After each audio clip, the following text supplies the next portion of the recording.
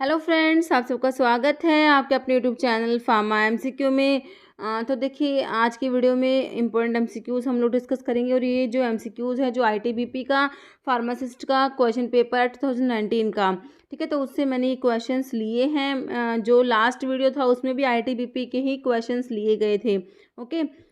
तो देखिए, ये जो सीरीज़ स्टार्ट करी हुई है मैंने फार्मासिस्ट एग्ज़ाम प्रिपरेशन के नाम से।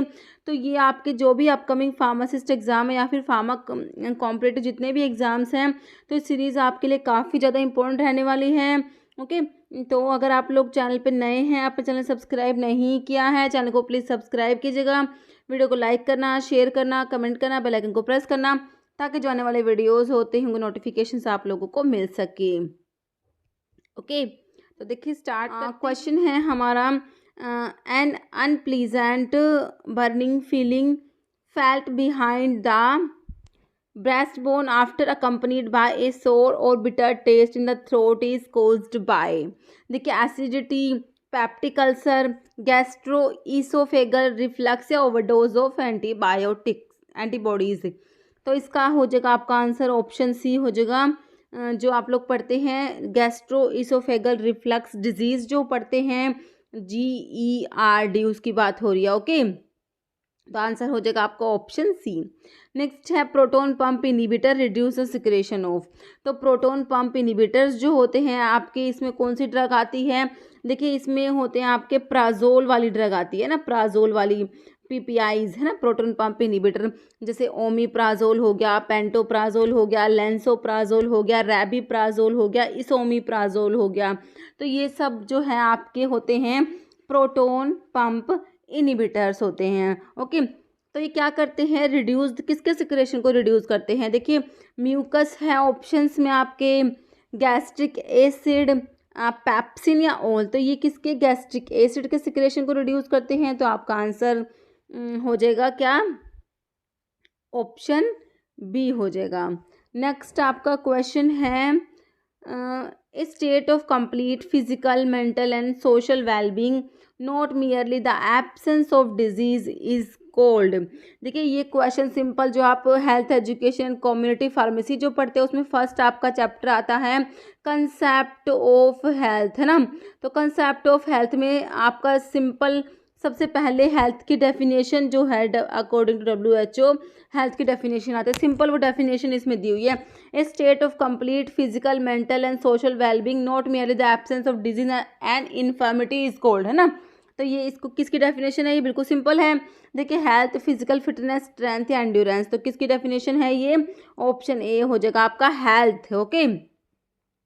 नेक्स्ट है haemochromatosis can be detected by liver function test, ferritin blood test, complete blood count या यूरिन एनालिसिस एवरेज। आंसर आपका हो जाएगा option B, ferritin blood test. Next है pulsating and throbbing headache are called. देखिए, options में है migraine, tension, infection in CSF या lack of oxygen in brain. तो ये होता है ऑप्शन ए हो जाएगा, माइग्रेन में जो है पल्सेटिंग एंड थ्रोबिंग हेडेक होता है। ओके। नेक्स्ट है ABC analysis of drug in inventory control is based on. देखिए, जो आप लोग इन्वेंट्री कंट्रोल के डिफरेंट डिफरेंट टेक्निक्स पढ़ते हैं, ठीक है, जो उसमें देखिए आपका जो ABC एनालिसिस आता है ना, इन्वेंट्री कंट्रोल की जो आपकी टेक्निक्स है, ABC एनालिसिस आता है। इसमें EOQ पढ़ते हैं, इकोनॉमिक ऑर्डर क्वांटिटी होता है, परपीचुअल इन्वेंट्री कंट्रोल, परपीचुअल इन्वेंट्री कंट्रोल इसमें आता है, इनपुट आउटपुट रेशियो एनालिसिस आता है, ठीक है, वेद एनालिसिस, ये सब इसमें आप पढ़ते हैं। तो ये जो ABC एनालिसिस के बारे में आपका क्वेश्चन है कि जो ABC एनालिसिस जो होती है, एक तो ABC एनालिसिस का फुल फॉर्म आपको पता होना चाहिए, ऑलवेज बेटर कंट्रोल। इसके ऊपर क्वेश्चन बहुत बार एग्जाम में आया है। ABC में ABC का फुल फॉर्म है ऑलवेज बेटर कंट्रोल। ओके, ध्यान रहेगा है। अभी इसमें पूछा है कि जो ABC एनालिसिस जो होती है ड्रग की, वो किस पे बेस्ड होती है। ओके। देखिए, जो ABC एनालिसिस जो होती है, इसमें जो मटेरियल्स जो होते हैं इनको किसके अकॉर्डिंग डिवाइड करते हैं? तो इसमें मटेरियल्स जो होते हैं ABC एनालिसिस में, इनको डिवाइड करते हैं 3 ग्रुप्स में, A, B और C, ऐसे ग्रुप्स 3 ग्रुप्स में डिवाइड करते हैं according to the cost of the material. ठीक है, किसके किसके बेस पे होते हैं? According to the cost of the material and the money value of consumption. Okay, cost के अकॉर्डिंग एंड द कंजप्शन के अकॉर्डिंग, ठीक है, according to the cost of the material and the money value of the consumption. अभी आप इसके option देखिए, analysis of drug store based on their cost, based on distribution of drug alphabetically, both A and B none. तो देखिए मैंने आपको बताया किसके अकॉर्डिंग करते हैं, कॉस्ट के अकॉर्डिंग एंड द कंजप्शन के अकॉर्डिंग, है ना। तो आपका इसमें ऑप्शन 2 तो नहीं होगा, तो आपका ऑप्शन ए ही राइट हो जाएगा, analysis of drug store according to their cost. Okay, और इसमें देखिए मटेरियल्स जो होते हैं इनको A item, B item, C item ऐसे डिवाइड करते हैं इनको, ठीक है। इसमें होते हैं देखिए क्या होता है, ए आइटम्स होते हैं, बी आइटम्स होते हैं, सी आइटम्स होते हैं। इसके ऊपर कई बार क्वेश्चन आता है। देखिए ए जो आइटम्स होते हैं ये क्या होते हैं, कॉस्टली आइटम्स होते हैं। क्या होते हैं, कॉस्टली आइटम्स होते हैं। तो ये जो कॉस्टली आइटम्स होते हैं 10% ऑफ टोटल इन्वेंट्रीज को कवर करते हैं। क्या करते हैं, 10% ऑफ टोटल इन्वेंट्री होता है उसको ये कवर करते हैं, और जो 70% बजट होता है उसको कवर करते हैं। कॉस्टली आइटम्स है तो इसमें 10% ऑफ टोटल इन्वेंट्री होगा, और जो बजट होता है टोटल बजट उसका 70% ये कंज्यूम करते हैं। ओके, जो ए आइटम्स होते हैं तो इसमें आपको 10-70% याद रखना होता है, और बी आइटम्स होते हैं 20% ऑफ टोटल इन्वेंट्री होते हैं, और 20% ये बजट को कंज्यूम करते हैं बी आइटम्स। ठीक है, सिंपल है, 20-20 याद करना है, कुछ भी नहीं है इसमें। सी आइटम में इसका रिवर्स करना है, जो फर्स्ट में हमने 10% ऑफ टोटल इन्वेंट्री 70% बजट देखा था ना, तो ये 70% ऑफ टोटल इन्वेंट्री होते हैं और 10% बजट कंज्यूम करते हैं। तो ये क्या होता है, इसमें चीप आइटम्स होते हैं, सस्ते आइटम्स होते हैं। किसमें, जो सी आइटम्स होते हैं। ठीक है, तो सी आइटम में मैंने आपको बताया 70% टोटल इन्वेंट्री को कंज्यूम, टोटल इन्वेंट्री होते हैं, और 10% ये बजट कंज्यूम करते हैं। ओके, तो इसमें क्या होते हैं, जो चीप आइटम्स होते हैं, और जो ए आइटम्स होते हैं वो कॉस्टली आइटम्स होते हैं। तो इसके ऊपर ना क्वेश्चन ना कई बार देखिए कैसे आता है, एक तो ये पूछा जाता है कि ABC एनालिसिस में, एक तो ABC इसकी full form always better control. Second number पे क्वेश्चन बनता है कि किस पे बेस्ड होता है, जो ABC एनालिसिस है किस पे बेस्ड है। एक तो कॉस्ट के ऊपर बेस्ड है, और एक consumption, money value of consumption. ठीक है, तीसरा क्वेश्चन बनता है जो इसमें ABC एनालिसिस में, जैसे ए item, B item, C item, इन तीनों में से किसी एक का पूछ लिया कि ऐसे कौन से आइटम्स हैं जो 10% ऑफ टोटल जो इन्वेंट्री है और 70% बजट कंज्यूम करते हैं। इस टाइप से क्वेश्चन आता है, कौन से हैं ये, ए आइटम है, बी आइटम या सी आइटम है। ठीक है, तो ये मैंने आपको सारा बता दिया, आप इसको अच्छे से पढ़ लेना अपनी बुक से, इसके ऊपर क्वेश्चन बनता ही बनता है, काफ़ी इंपॉर्टेंट है। नेक्स्ट क्वेश्चन देखिए, providing uniform education and training to the person willing to enter the profession of pharmacy is the objective of, देखिए drug and cosmetic act, narcotic act, pharmacy act या poison act. ठीक है, तो simple है, ये pharmacy act में आ जाएगा, option आपका सी हो जाएगा, है ना। फार्मेसी एक्ट कब पास हुआ था, 1948 में का है फार्मेसी एक्ट। पॉइजन एक्ट है 1919 का। Narcotic drug and psychotropic substance act NDPS act है 1985 का। ड्रग एंड कॉस्मेटिक एक्ट पास हुआ था 1940 में, और इसके रूल्स आए थे 1945 में। जो एक्ट है और इनके ईयर्स है इसका मैंने सेपरेट वीडियो बनाया हुआ है, वहाँ से इनको पढ़ सकते हैं। ओके, और इसके ऊपर क्वेश्चन तो आपको पता ही है, एग्जाम में क्वेश्चन बन ही जाता है। नेक्स्ट है drug and cosmetic act 1940 include, देखिए ऑप्शंस है, to prevent substandard in drug, to regulate Ayurveda, Siddha and Unani drug, regulate the import, manufacture, distribution and sale of drug and cosmetic, या ऑल।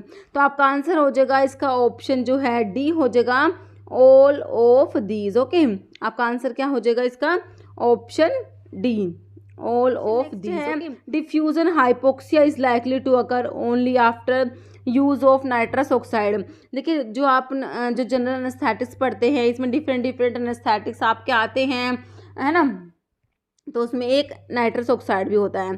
तो जो डिफ्यूजन हाइपोक्सिया होता है ना, ये सिर्फ नाइट्रस ऑक्साइड के साथ ही देखने को मिलता है। क्यों नाइट्रस ऑक्साइड के साथ ही होता है, ये आपसे पूछा है।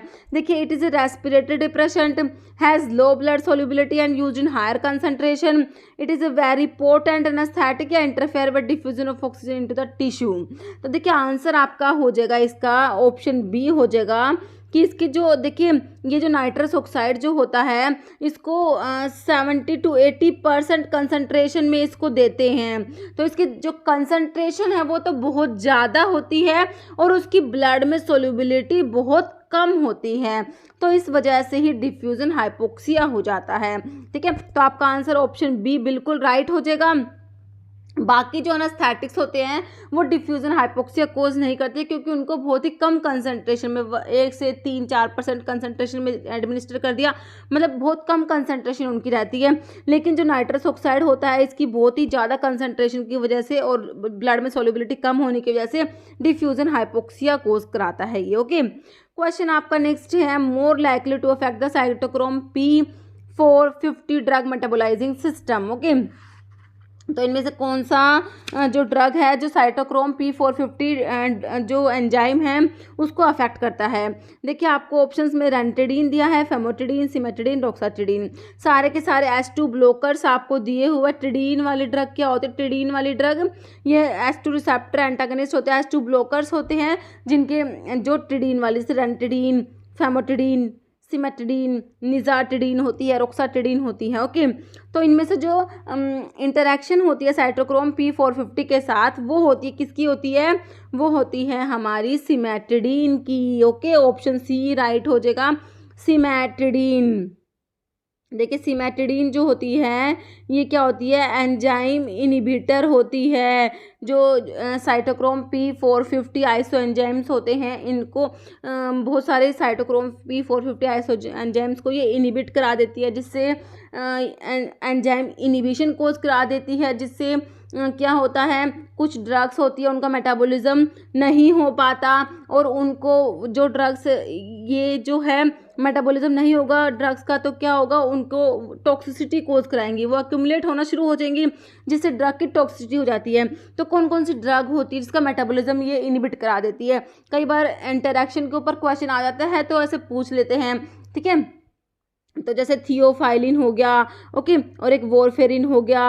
एंटी एपिलेप्टिक ड्रग में जैसे फेनिटोइन होता है, कार्बामाजिपिन होता है, फिनोबार्बिटोन होता है, सल्फोनाइल यूरियाज होते हैं, ओके, मेट्रोनिडाजोल भी आता है इसमें, ठीक है। इन सब ड्रग्स के क्या करती है? इसका मेटाबॉलिज्म को इनहिबिट करा देगी, जिससे इन ड्रग्स की टॉक्सिसिटी हो जाएगी। अगर सिमेटिडीन को इनके साथ में देंगे तो क्या हो जाता है? इन ड्रग्स की टॉक्सिसिटी हो जाती है। ये आपको सारा याद रखना है, क्योंकि कई बार क्वेश्चन ऐसा आ जाता है कि सिमेटिडीन को अगर साथ में दिया सल्फोनाइल यूरियाज के साथ तो किस टाइप की इंटरेक्शन होगी, ठीक है। तो सिमेटिडीन क्या करती है? इसके मेटाबॉलिज्म को इनहिबिट करा देती है, तो ये हमें ध्यान रखना है। ओके, और इसका सिमेटिडीन का एक एडवर्स इफेक्ट होता है, जाइनेकोमास्टिया कोज कराती है, ये भी इंपॉर्टेंट है, जाइनेकोमास्टिया कोज करा देती है सिमेटिडीन। ओके, नेक्स्ट क्वेश्चन है, drug use in eradication of Helicobacter pylori infection is, ठीक है। तो जो H पाइलोरी आप लोग पढ़ते हैं, हेलिकोबैक्टर पाइलोरी है ना, ये ग्राम नेगेटिव बैसिलस होता है, ये भी इम्पोर्टेंट है, याद रखना। जो हेलिकोबैक्टर पाइलोरी जो है ये क्या होता है? ग्राम नेगेटिव बैसिलस, मतलब रोड शेप बैक्टीरिया होता है, ग्राम नेगेटिव होता है। ओके, तो इसके लिए इसके इरेडिकेशन के लिए कौन सी ड्रग यूज़ करेंगे? देखिए जो H पाइलोरी होता है इसके अगेंस्ट जो ड्रग काम करती है उसमें आपका देखिए आता है, जैसे क्लैरिथ्रोमाइसिन होता है, टेट्रासाइक्लिन होता है, अमोक्सिसिलिन होता है ना, और मेट्रोनिडाजोल, ट्रिनिडाजोल होते हैं, और PPIs होते हैं। ओके, तो ऑप्शंस में देखिए आपको मेट्रोनिडाजोल दिया है, क्लैरिथ्रोमाइसिन, एमोक्सिलिन या ओल, तो आपका आंसर क्या हो जाएगा? ऑप्शन डी हो जाएगा, all of the above. Okay, तो सारी ही ड्रग्स यूज करते हैं, तो आपका आंसर हो गया option D. Next, ondansetron probably mediate its anti emetic effect by interfering with this receptor system.